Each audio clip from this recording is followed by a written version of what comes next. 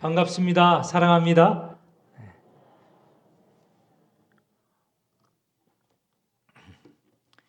네, 1층에 오신 분도 환영하고 또 줌으로 SNS로 참여한 모든 분들 환영합니다. 먼저 우리가 함께 기도할 기도 제목을 말씀드린 후에 말씀을 증거하도록 하겠습니다. 지난 월요일 6일이죠. 튀르키예와 시리아에 강진이 있었습니다. 7.8 이어서 7.5 연이어서 강진이 있었습니다. 오늘 아침 제가 보니 2만 5천 명 정도가 사망을 하였습니다. 앞으로 얼마나 더 많은 사람이 사망할지 예측하기가 어려울 정도로 큰 강진입니다. 수많은 사람이 부상을 당하였습니다. 재산을 잃었습니다. 그리고 지금은 겨울 아닙니까? 우리처럼 겨울이거든요. 겨울이고 또 손길이 부족하여서 지금 구조 자체가 굉장히 어렵고 힘든 모양입니다. 우리 한국에서도 정부가 구조대를 파견했습니다. 오늘 아침까지 6명을 구조하였다고 들었습니다. 그런데 지금 그곳에서는 또 여러 내부의 갈등이 있어서 그런지 구조대가 외국에서 파송된 구조대가 철수한다는 이야기까지 들리고 있습니다. 튀르키예, 시리아 이재민들을 위해서 두 나라를 위해서 우리가 긴급하게 기도해야 되겠습니다. 오늘 말씀의 내용도 우리가 튀르키예, 시리아를 돕는 일과 무관하지 않습니다. 관계가 있는 말씀입니다. 예수님께서 이 땅에 오셔서 천국 복음을 전하셨죠. 그 천국 복음은 구체적인 나라이고요. 구체적인 삶이 있는 곳이 천국입니다. 우리는 잘못 오해하는 게 천국은 죽어서 가는 곳이다. 물론 죽어서 우리가 갈 곳 천국은 맞지만 살아서 지금 우리가 천국 백성의 삶을 살아가야 합니다. 이 땅에 천국이 임하였고 이미 임하였고 또 주님께서 우리를 그 나라 천국으로 부르시고 천국 백성으로 살아가게 하십니다. 예수님께서 오셔서 천국이 가까이 왔다. 천국이 이미 임하였다. 너희들은 천국 백성에 맞는 삶을 살아가라. 이렇게 요구하시는 것입니다. 천국 백성으로 살아나가게 하기 위하여서 예수님께서 하신 사역이 있습니다. 가장 중요한 것은 천국이 임하였다라고 하는 천국 복음에 관한 말씀이고 동시에 또 오늘 우리 읽은 성경 35절에 보면 두 가지가 더 있습니다. 중반 이후에 보면 예수께서 오셔서 그들의 회당에서 가르치시는 사역, 부지런히 가르치셨죠. 예수님께서 처음 공사역, 공적인 사역을 하시면서 가르치신 곳 회당이십니다. 회당에서 이사야서를 읽고 이사야서의 그 말씀이 오늘 나로 인하여 임하였다라고 하신 것 아닙니까? 가르치는 사역 하셨죠. 그리고 어디서나 천국 복음을 전하셨습니다. 또한 35절 하반에 보면 모든 병과 모든 약한 것을 고쳐 주셨습니다. 이렇게 보면 예수님께서 하신 사역은 크게 세 가지로 보는데 가장 중심적으로 천국 복음 전파 사역이고 두 번째는 가르치시는 사역이고 세 번째는 치유하시는 사역입니다. 이걸 한자어로 요약해 보면 전도 그리고 교육 그리고 치유 이렇게 우리가 바꾸어 읽을 수 있습니다. 이 세 가지 사역을 정말 부지런히 쉼없이 하셨습니다. 다시 35절 가면 예수께서 모든 도시와 마을에 두루 다니시면서 바로 이런 선교 사역, 이런 사역을 감당하셨다는 것이죠. 어디서나 이 사역을 감당하셨습니다. 모든 도시, 모든 마을, 도시와 농촌 마을, 저 한적한 마을까지도 이렇게 사역하러 다니셨습니다. 또한 예수님께서는 이런 사역을 하실 때 쉼없이 하셨습니다. 오늘 본문에는 나오지 않지만 마태복음 앞부분, 뒷부분 읽어보면 예수님께서는 당신의 사역을 감당하시기 위해서 이른 아침 일어나셔서 기도하셨습니다. 새벽 기도를 하신 것이죠. 동이 트기 전에 일어나셔서 한적한 곳에 가셔서 기도하셨다. 무슨 기도이시겠습니까? 하나님이 맡기신 사역이 아니겠습니까? 그 사역을 위해서 오늘 하루도 능력을 주시고 지혜를 주시고 감당할 수 있는 마음을 허락하여 주옵소서. 그렇게 기도하셨겠죠. 오전과 오후, 저녁에 이르기까지 계속 사역하셨습니다. 저녁에 쉬어야 되겠죠. 그래서 사역하시던 곳 주변의 제자들의 집에 들어가셔서 쉬셨습니다. 그런데 그 쉼도 온전한 쉼이 아닙니다. 저녁이 되면 그 마을에 온갖 종류의 사람들이 찾아옵니다.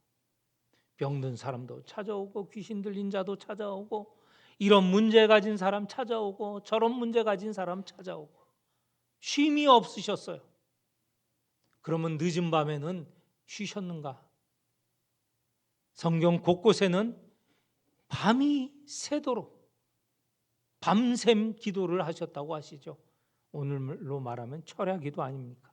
철야기도도 하셨어요. 이렇게 보면 예수님은 언제 어디서나 천국 복음 전하시고 가르치시고 고치셨다는 것이죠. 이게 처음부터 십자가에 달리시고 부활하시기까지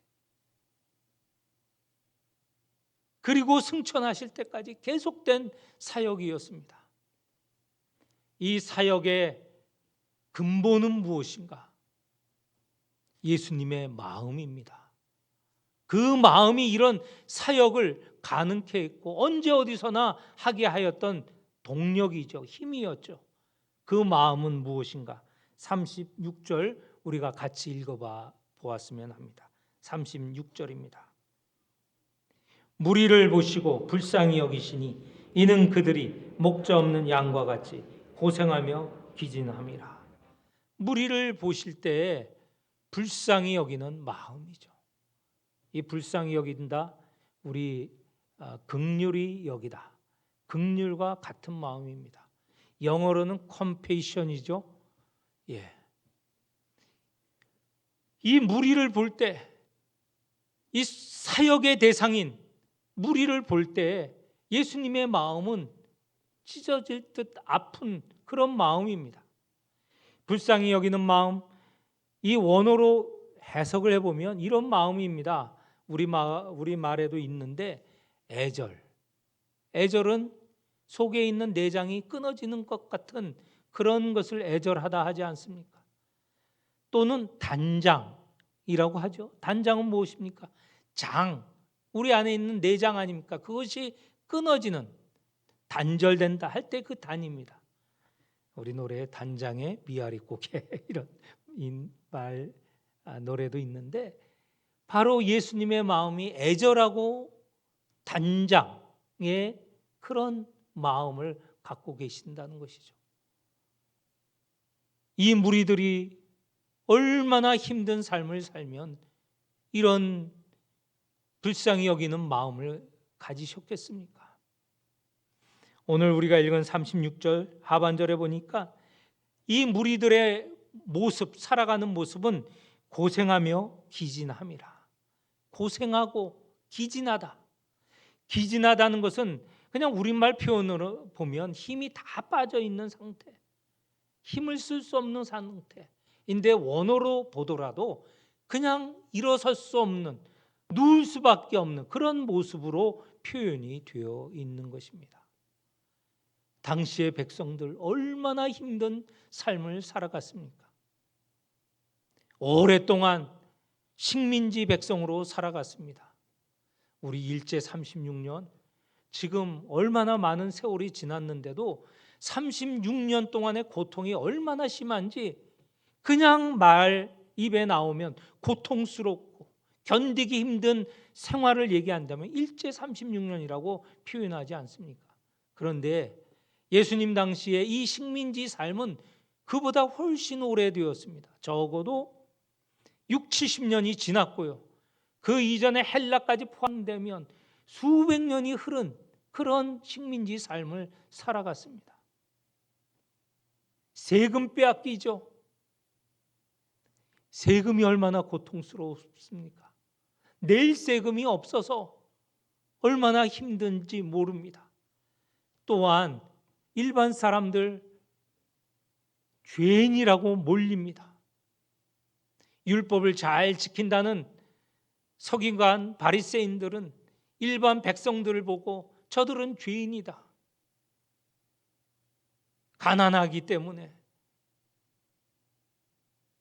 절기를 제대로 지킬 수 없기 때문에 제사를 제대로 지낼 수 없기 때문에 그들은 죄인이라고 몰렸죠. 무엇보다도 경제적으로 어려웠습니다. 성경 곳곳에 예수님께서 말씀하셨죠. 포도원 주인이 포도 농사를 하기 위해서 일꾼을 부릅니다. 그 일꾼 다름이 아니라 하루 품삯을 받는 그런 일꾼들입니다. 아침 일찍 나갔는데도 많은 이들이 서 있어요. 그 다음에 정상적인 시간에 나가는데도 또 있어요. 12시가 돼서 점심쯤에 나갔는데 또 있어요. 오후가 됐는데도 또 있어요. 거기도 채용되지 못하여서 그 하루에 일당을 벌지 못한 사람도 있다는 겁니다. 그 사람이 가정에 돌아가면 거기에는 아내와 자식이 있어요. 일당을 벌어 오지 못하니 저녁에 먹을 수 없죠. 그 다음날 먹을 빵을 살 수 없으니 그 다음날도 굶을 수밖에 없습니다.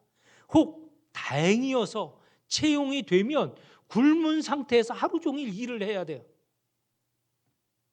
굶어 죽는 사람이 속출하였습니다. 거기에 농사라도 제대로 안 되면 그야말로 수많은 사람이 죽을 수밖에 없는 정말 고통스러운 삶을 살아가고 있었던 것입니다. 그래서 예수님 보시기에 그들은 고생하며 기진하더라.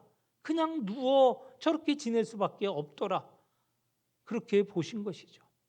예수님께서는 이런 백성들, 이런 고생하며 기진한 백성을 볼 때 그 마음이 불쌍한 마음, 찢어지는 마음, 단장의 마음, 애절한 마음을 가질 수밖에 없으셨던 것이죠.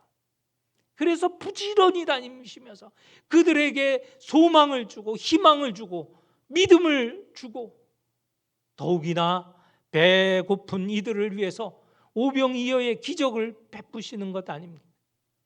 귀신질 자를 고쳐주시고 병든 자를 일으켜 세워서 일상으로 돌아가게 하셨던 것이죠.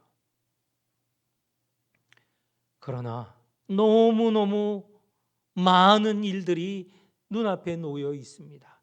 그 표현을 37절 38절에 보면 추수할 것은 수두룩하게 지금 깔려 있는데 이 수많은 일들 고생하며 기진한 백성들을 구원할 일들이 수없이 많은데 일할 사람이 없다는 것이에요.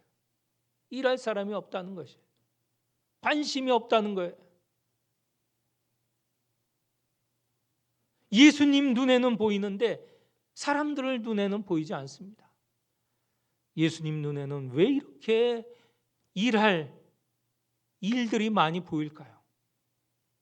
그것은 그분의 마음, 지금까지 말씀드린 대로 불쌍히 여기는 마음이 있어요. 불쌍히 여기는 마음이 있으면 지금 옆에 사람의 그 신음소리뿐만 아니라 저 멀리 눈에 보이지 않는 먼 곳에 있는 사람들의 그 신음소리도 들리고 보이는 것이죠. 오늘 우리가 예수님의 마음과 같은 그런 불쌍히 여기는 마음이 있다면 튀르키예 그리고 시리아의 그 고통, 그것이 우리 눈에 보이고 우리 귀에 들릴 것입니다. 그러나 이 마음이 없다면요, 옆에서 사람이 죽어나가도 보이지 않고 들리지 않는 것이죠. 이 시간 정말 간절히 기도하여야 되겠습니다. 예수님의 마음과 같은 그런 불쌍히 여기는, 긍휼히 여기는 마음을 우리에게도 주옵소서. 우리도 그 마음을 가지고 우리 아버지이신 하나님께 기도하게 하여 주옵소서. 기도하여야 하겠습니다. 우리에게 이런 마음을 주셨습니다. 그래서 라오스, 저 먼 라오스까지 가서 우리가 그곳에서 어려운 이웃들 복음을 전하고 있지 않습니까? 그들을 위하여 봉사하고 수고하고 구제하고 있지 않습니까? 예수님과 같은 마음, 그 마음을 갖고 있기 때문에 하는 선교 사역입니다. 이렇게 수많은 일들이 널려져 있을 때 예수님께서 나 혼자 감당하기 어려우니 너희도 함께 참여하라, 나와 함께 하자라고 12 제자를 부르셨습니다. 여기에 처음 부르신 건 아니죠. 이미 앞서서 베드로와 안드레 그리고 야고보와 요한을 부르셨죠. 다른 제자를 부르셨습니다. 근데 이 자리에서 다시 부르신 것은 이제 내가 한 일 너희도 할 만하다, 너희도 해야 된다 해서 이제 파송하는 장면입니다. 예수님께서는 제자를 부르셔서 그들에게 말씀으로 가르쳐 주시고 기적과 이적을 그리고 자연을 잠잠케 하시는 그 능력으로 제자들을 가르치셨어요. 이제는 너희들도 나아가서 내가 하던 일, 이 일을 너희도 감당하라. 그래서 이제는 파송하는 일로 제자를 사도라는 게 파송당하는, 파송받는 자를 사도라고 하지 않습니까? 사도로 파송을 하십니다. 그 장면을 우리가 함께 읽어보도록 하겠습니다. 10장 1절 같이 읽겠습니다.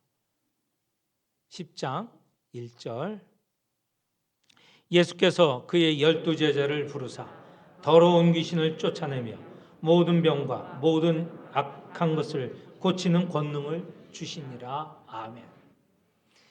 12명의 제자들, 예수님이 자신들을 보내실 때 얼마나 낙담했을까? 우리는 아무런 능력이 없어요. 우리는 예수님과 같은 능력이 없어요. 어떻게 할 수 있을까요? 제자들 그 자신을 보면 정말 아무런 능력이 없는 사람들입니다. 여기 12명의 명단이 나와 있지 않습니까? 2절, 3절, 4절. 그들은 그냥 평범한 일을 하는 사람이죠. 또 열심당원, 열심당원이면 요새 뭐로 표현할 수 있을까요? 하여튼 나라의 독립을 위하여서 그 마음에 간절함이 있는 사람이겠죠. 세리도 있습니다. 죄인과 세리 같이 함께 붙여진 이름 아닙니까? 이 죄인, 세리인 마태도 있었죠. 그들은 보통 사람이에요. 당시대에 지식이 있고 능력이 있는 사람이 본다면 하찮는 사람이에요. 하찮은 사람들. 스스로도 하찮게 여기고 능력이 없다고 생각하는 사람이에요. 어떻게 나아가서 주님이 주신 이 일을 감당할 수 있을까? 할 수 없어요. 그들 자신 스스로 힘으로는 할 수 없어요. 그러나 걱정하지 않을 것은 우리가 방금 읽은 1절에 보면 예수님께서 권능을 주신다는 것입니다. 다시 읽습니다. 예수께서 그의 12 제자를 부르사 더러운 귀신을 쫓아내며 모든 병과 모든 약한 것을 고치는 권능을 주시니라. 예수께서 힘을 주신다는 거예요. 능력을 주신다는 겁니다. 그 힘으로 가지고 나가서 할 수 있다는 것이에요. 근데 오늘 우리는 이렇게 말합니다. 그거는 2000년 전 예수님과 함께 있던 사도들에게 주신 권능이지 우리에게 과연 이런 권능이 주어질까요? 그렇게 생각할 수 있는데 예수님께서는 아니다라고 분명하게 말씀을 하십니다. 누가복음 11장 13절 하물며 너희 하늘 아버지께서 구하는 자에게 성령을 주시지 않겠느냐. 구하는 자, 기도하는 자에게 능력보다 더 큰 성령을 주신다고 하셨어요. 내 능력이 없어서 걱정하지 말고 주님께, 하나님께, 아버지께 기도하라는 것이에요. 기도하면 권능을 주신다는 거 하셨어요. 권능 그 자체이신 성령을 주신다고 하셨어요. 성령의 권능, 성령의 힘이 얼마나 큽니까? 성령의 힘은 세상을 창조했고요. 사람의 마음을 바꾸고요. 이 세상에 필요한 모든 것을 채워주시는 것이 바로 성령의 능력입니다. 권능입니다. 그 능력을 주신다는 것입니다. 그리고 과거뿐만 아니라 오늘도 우리에게 주십니다. 요한복음 14장에 보면 예수께서 이렇게 말씀하십니다. 나를 믿는 자는 내가 하는 일을 그도 할 것이요. 내 이름으로 무엇을 구하든지 내가 행하리라. 내게 구하면 내가 행하리라. 지금 예수님께 구하면 능력을 주신다는 것입니다. 예수님께서 능력을 주신 그 믿음을 가지고 나아갈 때 우리도 이 땅 위에 널려진 이 수많은 구원의 일들, 봉사의 일들, 섬김의 일들, 구제의 일들을 감당할 수 있다는 것이죠.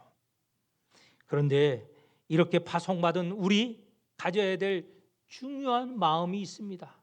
물론 불쌍히 여기는 마음, 또 권능을 주신다는 믿음이지만 또한 동시에 8장 하반절에 보면 너희가 거저 받았으니 거저 주라 라는 것이에요. 대가를 받을 생각을 하지 말라는 것이죠. 너희가 갖는 그 마음, 너희가 갖고 있는 그 능력, 내가 다 준 것이니 너희도 거저 베풀어라. 오늘 참으로 위기의 시대입니다.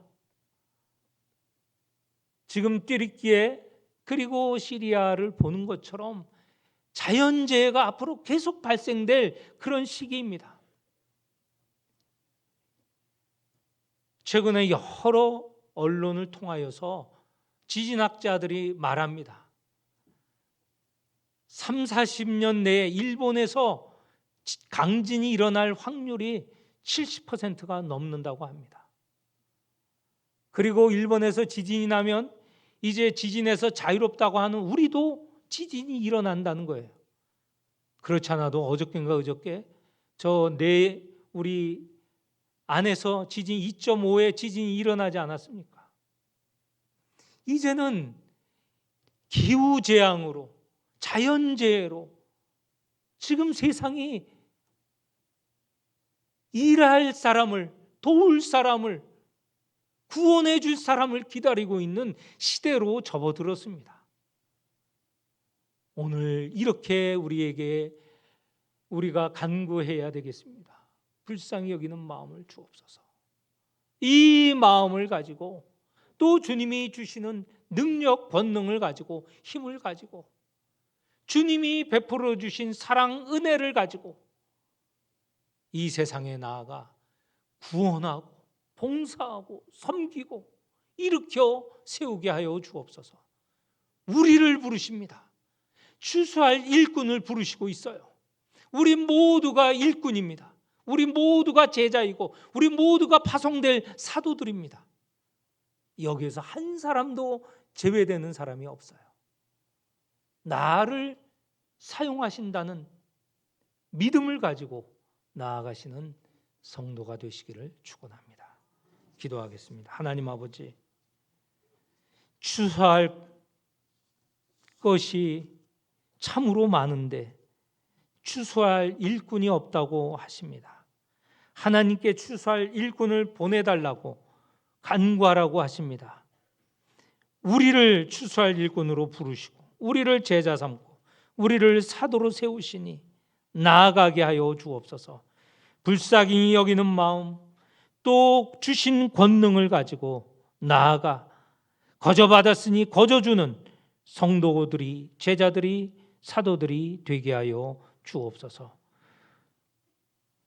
강진으로 참으로 어찌할 바를 모르고 있는 저 튀르키예를 불쌍히 여겨 주시고 하나님, 저희들이 복구할 수 있게 다시 새로운 삶으로 나아갈 수 있도록 하나님 보호하시고 인도하여 주옵소서.